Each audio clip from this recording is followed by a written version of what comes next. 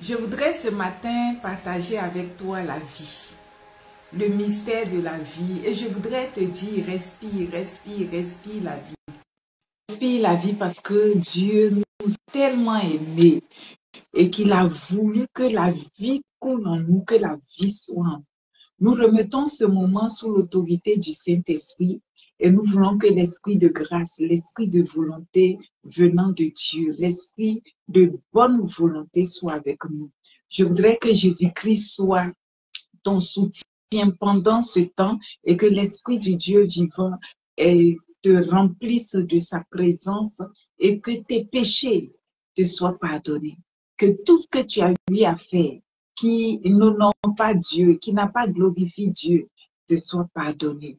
Que l'Éternel te rapproche de lui, que Dieu t'accorde sa miséricorde et que pendant que tu seras en train de m'écouter, que la voix de l'Esprit de Dieu arrive jusqu'à toi, que tu reçois la vie qui vient de Dieu, cette vie qui découle de sa parole, cette vie qui passe par ma bouche et que tu entends. Que cette vie coule en toi, dans les racines de ta vie, dans les racines de ton être, dans les racines de ton âme, de ton esprit, de ton corps, dans tes activités, dans ta maison, dans tout ce que tu fais. Que cette vie-là se manifeste pleinement dans le nom précieux de Jésus-Christ. Nous sommes là encore ce matin pour partager et je voudrais te dire que si tu tombes sur ce live, si tu tombes sur ce direct et que tu prends le temps d'aller jusqu'au bout, tu seras béni. Et n'oublie pas de t'abonner. N'oublie pas de partager, n'oublie pas d'inviter des personnes aussi à venir s'abonner à ce compte. Nous sommes là pour la vie et notre objectif, c'est de préparer les cœurs à la rencontre de notre Seigneur Jésus-Christ, à l'enlèvement, parce que notre Seigneur Jésus revient bientôt. Toi qui m'écoutes, si tu n'as pas encore donné ta vie à Jésus, c'est l'occasion de faire la paix avec Dieu. L'essentiel, c'est que tu as encore le souffle de vie. Tant que tu as le souffle de vie en toi, tu dois savoir que Dieu te donne l'opportunité de le rencontrer. Il a dit, celui qui me cherche, je me laisserai trouver. Et je crois que ce matin, l'Éternel te trouve au travers de ce live, au travers de ce direct, au travers de ce message, Dieu te trouve. Et je voudrais que tu puisses aussi lui dire, merci Seigneur, je t'accepte comme mon Seigneur, mon sauveur personnel. Et tu verras le Saint-Esprit faire son entrée triomphale dans ta vie et commencer à te conduire, te guider, car tous ceux qui sont conduits par l'Esprit de Dieu sont fils de Dieu. À partir de maintenant, tu viens de rentrer dans la famille de Dieu parce que tu as fait la paix avec l'Esprit du Dieu vivant. Nous allons rapidement sur la parole du Tout-Puissant et cette parole est dans le livre de Romains chapitre 8, le verset 11. Je prends la Bible et je lis rapidement. Nous allons voir un mystère caché là-bas qui nous parle de la vie, un mystère caché qui parle de la restauration, un mystère caché qui parle de la santé. Quand j'ai découvert ce mystère, je dis, mais waouh, mais si nous avons compris, mais pourquoi nous sommes encore malades? Pourquoi les choses ne vont pas? Pourquoi la situation est encore difficile? Et ce matin, nous allons voir tout cela dans le nom précieux de Jésus. Je lis la parole de Dieu, la parole vivante de Christ, la parole qui nourrit nos âmes, la parole qui rétablit chaque situation de notre vie. Je lis cette parole. Soyez bénis, Yahweh Kwame, que l'Éternel, le Dieu Tout-Puissant, bénisse votre destinée, bénisse votre vie, bénisse votre chemin sur cette terre et que tout ce que vous faites vous réussit. Que tout ce que vous touchez réussit, que la prospérité selon l'Esprit de Dieu descende dans votre vie et que ce message s'accomplisse dans votre vie de la même manière que vous avez été la première personne à vous connecter, que l'onction de la prééminence vienne sur vous au nom de Jésus-Christ. Amen. Romains 8, le verset 11 dit, « Et si l'esprit de celui qui a ressuscité Jésus d'entre les morts habite en vous, celui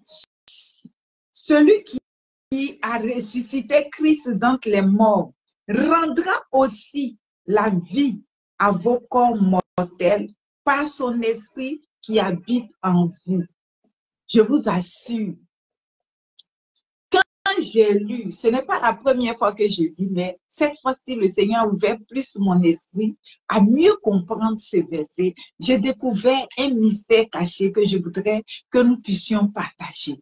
Et déjà, je me suis approprié ce verset. Et je me dis,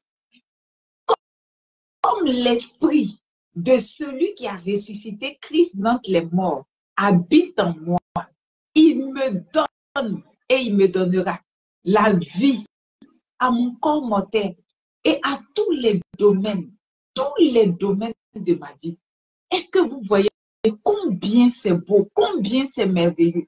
Ça veut dire que je m'assois et je regarde, j'observe la création et je me rends compte que il y a eu l'intervention du Créateur au milieu de la création, à la période où Jésus est venu sur cette terre.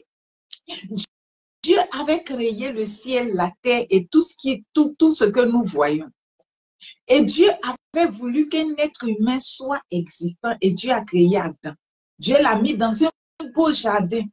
Dieu l'a équipé de toute grâce et Dieu lui a donné une épouse. Et Adam était dans la félicité dans ce jardin. Mais il y a eu un incident qui s'est produit et cet incident, c'était le péché qui est rentré.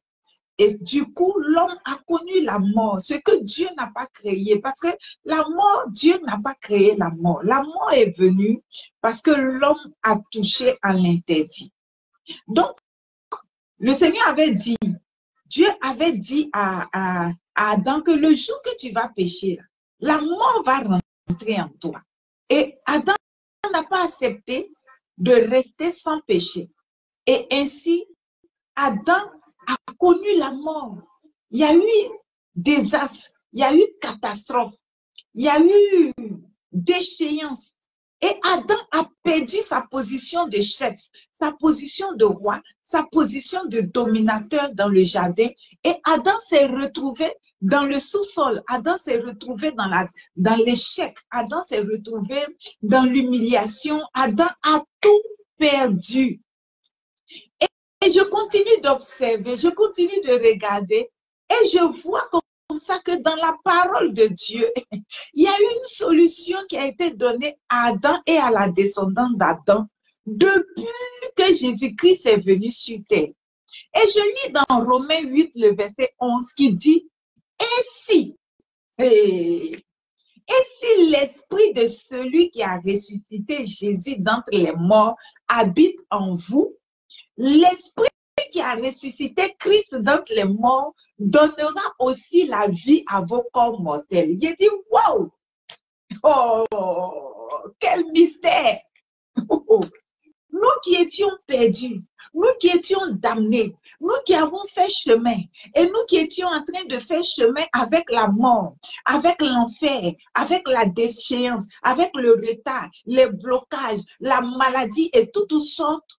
Il y a une solution dans la parole de Dieu que Christ, en mourant à la croix, pendant qu'il était dans le tombeau, il y a eu un miracle qui s'est produit. Pendant que Christ a connu la mort, pendant que Christ était sous le joug de la mort, pendant que la mort l'avait enfermé, la mort avait pris son corps, la mort avait pris son sang, ses gènes, toutes ses molécules, la mort avait pris toutes les particules de son corps, la mort avait pris de la tête jusqu'à la plante des pieds, la mort s'est accaparée de Jésus-Christ et Jésus était couché dans le tombeau 3 jours et la parole de Dieu dit que le Dieu qui a créé toutes choses au commencement, celui qui a dit que la lumière soit et la lumière fut, son esprit est descendu dans le tombeau et a redonné vie au corps mort de Jésus-Christ.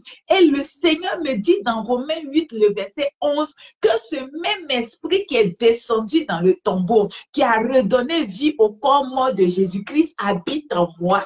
Alléluia. Ce même esprit habite en toi. Et ce même esprit-là est venu dans ton corps pour redonner vie à ton corps mortel. Ça veut dire ce corps qui peut avoir des blessures, ce corps qui peut sentir des douleurs, ce corps que les médecins peuvent dire, il y a telle maladie, c'est incurable, c'est pas incurable. Ce corps-là, Dès l'instant où l'esprit de celui qui a ressuscité Jésus d'entre les morts habite ce corps, son travail dans ton corps, sa fonction dans ton corps, c'est de redonner vie, c'est de te redonner vie. Ça veut dire quand l'esprit de celui qui a ressuscité Jésus d'entre les morts habite en toi, son travail, sa fonction, son but, c'est de redonner vie à ton corps mort. Oh Seigneur, notre Dieu, notre roi, notre Seigneur, notre Dieu vivant. Oh Seigneur Dieu d'Israël, quel mystère, quel secret qui était caché qu'on ne comprenait pas. Quand j'ai compris, je dis à mon fils, mais attends, quand l'Esprit de Dieu, l'Esprit de celui qui a ressuscité Jésus d'entre les morts habite en moi, cela veut dire que résurrection. Parce que j'étais perdue, j'étais morte. Toi aussi, tu étais mort. Tu étais mort par le péché. Donc ton corps subit les effets de la mort. Ce qui fait que des fois, tu as des angoisses, tu as la maladie, tu as des soucis, et la mort qui est là, il se sent à l'aise, il est comme un grand patron dans sa maison, et puis toi, tu es son sujet. Et puis du coup, comme ça, on dit, Seigneur, il y a l'esprit de celui qui a ressuscité Christ d'entre les morts, est venu habiter en toi. L'esprit, il est en toi. Je dis, mais attends, si l'esprit est en toi, il donne vie à ton corps mortel. Et tout ce qui est corps mortel dans ta vie ressuscite. Ça veut dire quoi? Quand l'esprit de Dieu est en toi, ta santé ressuscite, tes finances ressuscitent, tes relations ressuscitent, tout ce que tes entreprises ressuscitent. Ça veut dire quoi? Ton travail ressuscite. Ça veut dire tu commences à vivre la floraison à tous les niveaux. L'Esprit de Dieu joue un rôle de pluie dans la vie de l'être humain. Vous voyez, la pluie ne vient pas à la graine. Hein? La pluie ne vient pas à la graine. Mais la pluie vient féconder la graine que Dieu avait déjà déposée. Et en être humain, quand Dieu a créé Adam, Dieu a déposé la vie dans Adam. Mais quand Adam a péché, la mort est rentrée. Mais quand l'Esprit de Dieu descend en nous, l'Esprit de Dieu vient féconder la vie que Dieu avait mis, cette graine qui était en nous. Et la vie va commencer à refleurir, la vie va commencer à ressusciter. Regardez l'arbre qui était dans la brousse et qu'on est allé couper par la machette d'Aaron. Alléluia. Ils sont allés couper l'arbre et l'arbre a connu la mort. L'arbre ne pouvait plus vivre. Et l'arbre est venu dans le temple. L'arbre est venu dans l'arche de l'Éternel. Quand l'arbre est venu, quand le bois est venu dans l'arche de l'Éternel, la présence de l'esprit de celui qui a ressuscité Christ dans les morts est rentrée dans l'arbre, a fécondé la vie qui était dans l'arbre et l'arbre a repris sa fonction normale. Ça veut dire quoi? Quand l'Esprit de Dieu vient en toi, hier tu étais maudit, hier tu étais perdu, hier tu étais dans la mort, mais dès l'instant où l'Esprit de Dieu rentre en toi, sa fonction de féconder la vie que Dieu t'avait donnée, cette fonction-là se met en activité et en même temps tu commences à vivre, tu commences à réfléchir. Il n'y a pas une affaire de non, il faut faire ceci, il faut faire cela. Il faut t'assurer que l'Esprit de Dieu, je ne suis pas en train de te parler de l'onction. Je ne te parle pas de l'onction, je te parle de l'esprit qui habite dans celui qui a ressuscité Christ d'entre les morts. Je ne te parle pas d'un don de guérison, je ne te parle pas d'une onction de puissance, je ne te parle pas de ça, je te parle de l'Esprit de Dieu, l'Esprit qui a ressuscité Jésus d'entre les morts. Quand il est en toi, dors tranquille.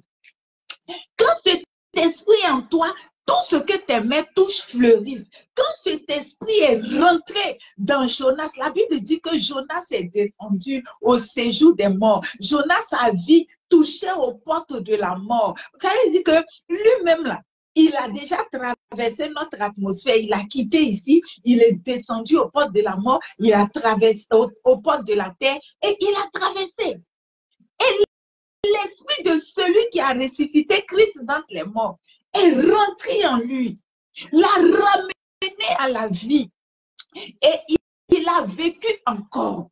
Je veux dire à toi qui m'écoutes que la solution de notre existence sur terre où notre épanouissement, pour notre paix, pour notre joie, se trouve dans la présence de l'Esprit de Dieu en nous.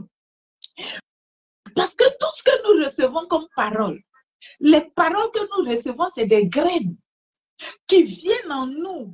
Mais pour que ces graines-là puissent fonctionner, puissent produire, puissent pousser, donner des fleurs, donner des fruits, et que les fruits mûrissent, pour qu'on puisse en jouir, il faut obligatoirement avoir en nous l'esprit de vérité, l'esprit de Jésus-Christ.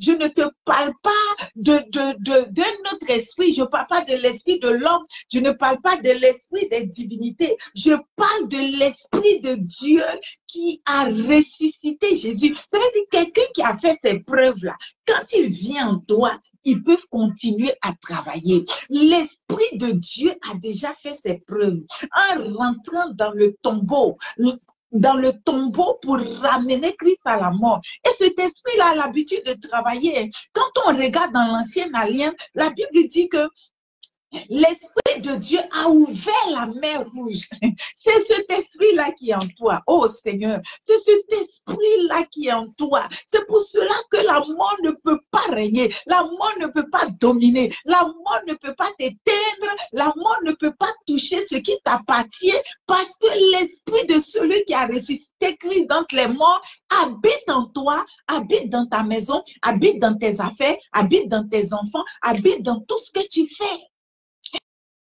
Et quand tu marches là, tu dois être en train de parler de ça.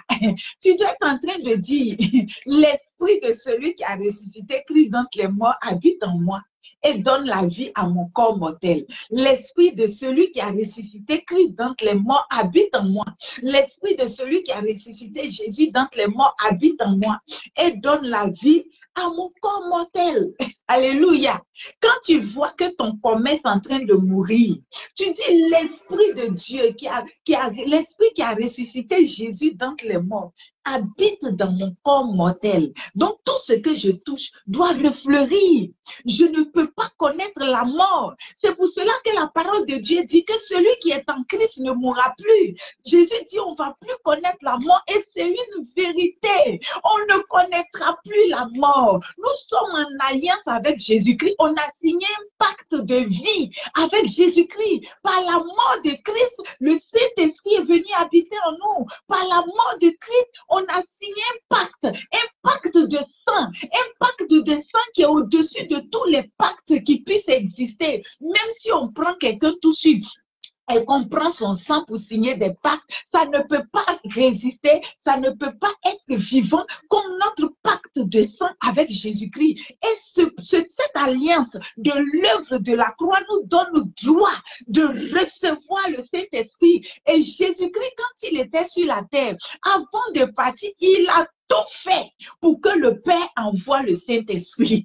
Pourquoi? Parce que le Saint-Esprit apporte la régénération aux cellules mortes. Le Saint-Esprit ressuscite le cœur. Le Saint-Esprit ressuscite le diaphragme. Le Saint-Esprit ressuscite le foie. Le Saint-Esprit ressuscite le poumon. Le Saint-Esprit ressuscite le cerveau. Le Saint-Esprit ressuscite le sang. Le Saint-Esprit ressuscite les articulations. Le Saint-Esprit ressuscite les os. Le Saint-Esprit ressuscite la chair. Le Saint-Esprit ressuscite les yeux, le nez, la langue, la bouche, les oreilles, les cheveux, tout ce qui est corps, le Saint-Esprit ressuscite.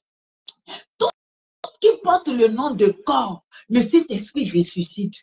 Quand le Saint-Esprit rentre, c'est comme le vent qui souffle dans le voilier du bateau et pousse le navire pour aller de l'avant. Le Saint-Esprit, son rôle dans notre vie, ce n'est pas qu'on soit stagnant, ce n'est pas qu'on soit bloqué, ce n'est pas qu'on soit paralysé, c'est pour avancer.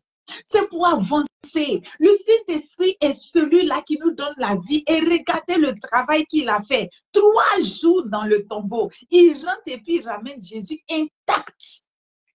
Il ramène Jésus à la vie intacte. Qualité supérieure. Et vous allez voir que la résurrection de Jésus a apporté un plus au corps de Jésus-Christ. Ça veut dire quoi? Jésus n'est plus ressuscité comme avant.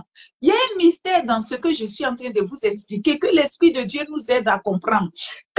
Quand l'Esprit de Dieu est rentré dans Jésus et que Jésus est revenu à la vie, Jésus n'est pas ressuscité comme le Jésus qui marchait dans les rues de Jérusalem avec les disciples où Jean se couchait sur sa poitrine. Jésus est ressuscité glorieux. Jésus avait des capacités surnaturelles. C'est vrai qu'avant, il avait des capacités surnaturelles qui démontraient, mais on sentait maintenant que son corps fusionne avec la création. Est-ce que quelqu'un me comprend? Avant, il guérissait, mais quand il est ressuscité, il fusionne avec la création. Par sa présence, on voit que la création et puis Dieu forment une seule personne. Donc, il fusionne avec la création.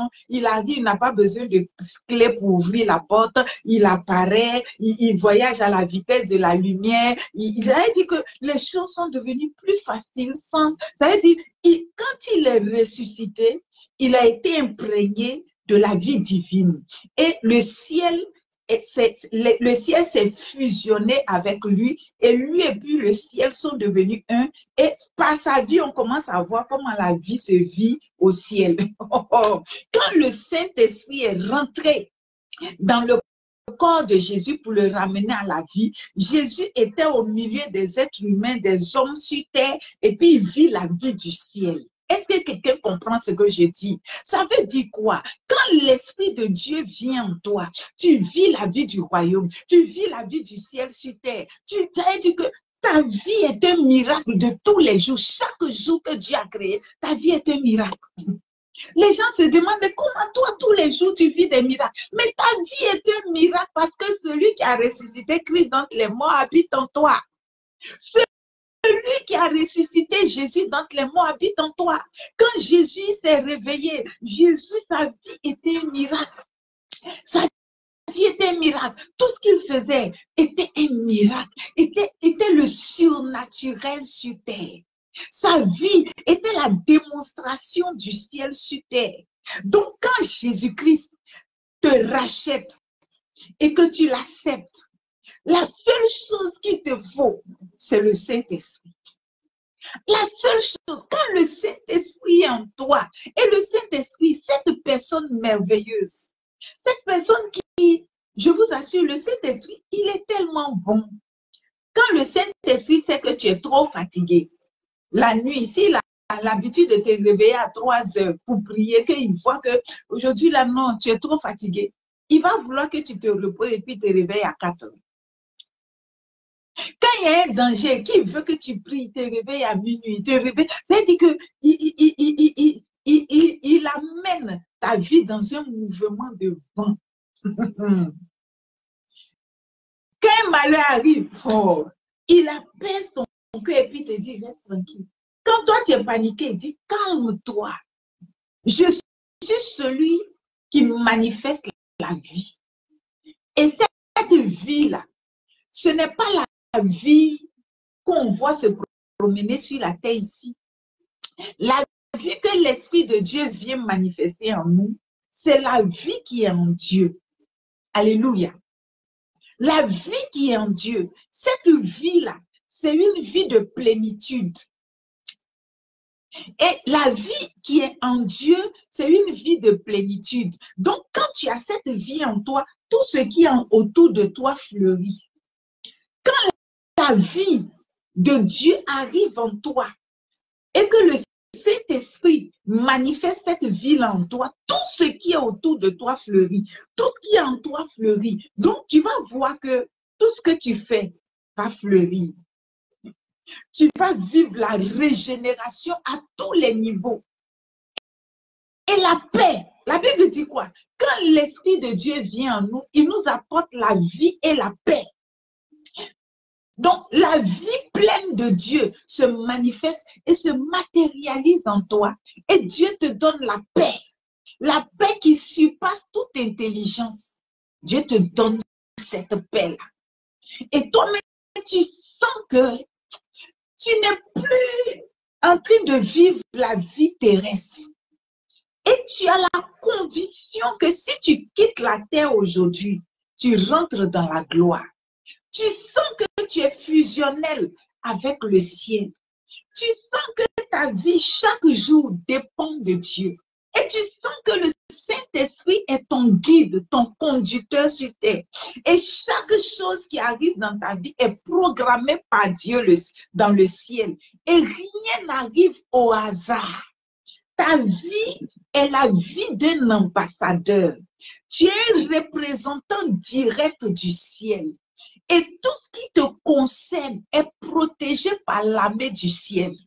Tout ce qui t'appartient est sécurisé par la main du ciel et tu es approvisionné d'en haut. Rien ne te manquera. Quand tu rentres dans ce mystère, quand tu comprends ce mystère et que tu épouses ce mystère, que tu laisses l'Esprit de Dieu se mélanger en toi et le laisser s'épanouir en toi, tu es approvisionné. Ça veut dire quoi? Quand la table est dressée dans le ciel, c'est dressé chez toi. Quand le ciel est approvisionné, tu es approvisionné. Quand le ciel est réjoui, tu es réjoui. Quand le ciel est revêtu, tu es revêtu. Quand le ciel reçoit quelque chose, tu l'as automatiquement. Pourquoi? Parce que tu ne vis plus sur terre. Malgré que tu es sur la terre, physiquement tu es sur la terre, mais tu vis la vie du ciel. Le secret de la résurrection. Jésus avait donné la vie aux disciples quand il marchait avec eux dans les rues de Jérusalem. Il lui avait donné la vie. Les disciples avaient tout.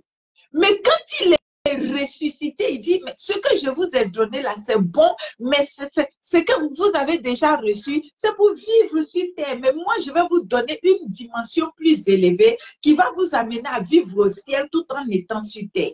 Je vais demander au Père de vous envoyer le Saint-Esprit. Et Paul nous dit que le Saint-Esprit, il a ressuscité Christ d'entre les morts. Il habite en toi. Si tu ne l'as pas encore, il faut l'accepter. Il faut recevoir le Saint-Esprit. Pourquoi? Parce que la vie chrétienne, c'est des degrés, c'est des niveaux, c'est des paliers. Si tu as un niveau et que tu sens que la plénitude de l'Esprit de Dieu n'est pas en toi, il faut demander. Les disciples ont chassé les démons. Ils ont fait tomber Satan du ciel. Mais Jésus dit, il vous faut le Saint-Esprit. Ils ont mangé le repas saint. Jésus les a liés à son sang. Il les a liés à sa chair. Mais il dit, il vous faut le Saint-Esprit. Ils ont vu l'homme qui porte la cruche les conduire à la chambre haute. Mais Jésus dit, il vous faut le Saint-Esprit. Ils ont vu Jésus sur la montagne de la transfiguration. Mais Jésus dit, il vous faut le Saint-Esprit. Alléluia. Ils ont vu Jésus marcher sur les eaux. Ils ont vu Jésus obéir, ordonner au vent, excusez-moi, ordonner à la mer. Et la mer a obéi. Mais Jésus dit, il vous faut le Saint-Esprit. Mon frère, ma soeur, il te faut le Saint-Esprit. Quelle que soit ta situation, quelles que soient les circonstances de ta vie, il te faut le Saint-Esprit. Le Saint-Esprit est celui qui est capable de regarder la montagne et puis te dire que c'est un petit caillou. Et puis effectivement, la montagne devient un petit caillou. Le Saint-Esprit est celui qui te dit que la mer Atlantique, un chemin peut passer là-dedans et puis tu vas arriver de l'autre côté. Le Saint-Esprit est celui qui est capable de te dire que l'eau simplement peut guérir la lèpre.